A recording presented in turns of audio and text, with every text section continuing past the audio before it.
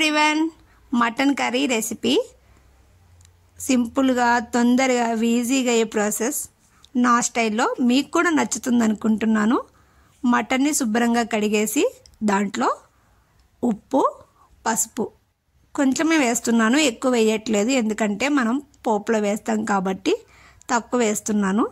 కారం మాత్రం గట్టిగానే వేస్తున్నాను, కొంచెం స్పైసీనెస్ కావాలి, లేకుంటే మా సార్కు నచ్చదు, నీసు వాసన వచ్చింది ముక్క అంటారు. కొంచెం కారం మాత్రం కొలతలేం చూడనండి, తగినంత చూసుకొని వేస్తాను. తర్వాతకి అల్లం వెల్లుల్లి పేస్ట్ మొత్తం వేసి బాగా కలపాలి. ఒక 5 minutes అన్న మంచిగా ముక్కకు పట్టేలాగా కలిపేయాలి. కలిపేశాక ఒక 15 minutes అలా ఉంచేసేయాలి పక్కన. మొత్తం మంచిగా కలిపి 15 minutes పక్కన పెట్టేయాలి. ఇప్పుడు ఆయిల్ కూడా ఎక్కువ వేయను తక్కువ వేయను చూసుకొని వేసేస్తాను. ఇప్పుడు బగారాకు ఒక్కటే వేస్తున్నానండి, మసాలా దినుసులు ఏమీ వేయడం లేదు. ఎందుకంటే ఆల్రెడీ నేను మసాలా దినుసులో వేసేస్తాను, మిక్సీలో పట్టేటప్పుడు వేసేస్తాను. అందుకే మరి ఎక్కువ ఘాటు అయిపోతే కడుపులో మంట వస్తుందని వేయడం లేదు.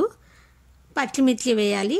బగారాకు వేశాక మా సార్కి ఎప్పుడు మటన్ కర్రీ చేసినా బగారా అన్నం కావాల్సిందే, కంపల్సరీ కావాలి, అంటే తనకు అలా ఇష్టం అన్నమాట. తర్వాత ఆనియన్ వేశాక మంచిగా వేగిపోయాక ఇప్పుడు కొంచెం పసుపు వేసుకోవాలి. పసుపు పచ్చిమిర్చి తక్కువనే వేసాను, ఎందుకంటే మనం ఆల్రెడీ మటన్లో కలిపి పెట్టేసాం కాబట్టి తక్కువ వేసుకున్నాను. మరీ ఎక్కువ ఎల్లో కనిపిస్తే బాగోదు కదా, అందుకే కొంచెమే వేసాను. మొత్తం కలిపాక మనం ఇందాకలా మటన్ మ్యాగ్నెట్ చేసి ఉంచుకున్నాం కదా 15 నిమిషాలు, చూసారా వాటర్ వచ్చేసాయి, ఉప్పు అన్నీ పట్టేసాం కదా, ఇప్పుడు వాటర్ వచ్చే దాంట్లో ఇప్పుడు మటన్ వేసి మంచిగా కలుపుతూ ఉండాలి.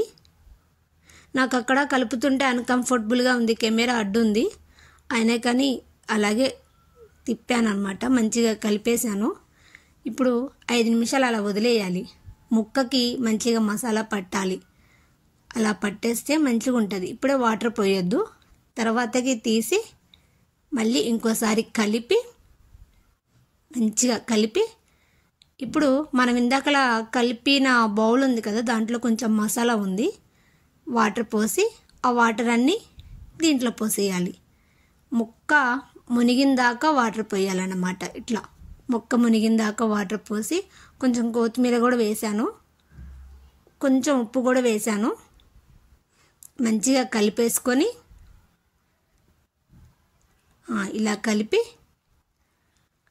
మళ్ళీ ఇలా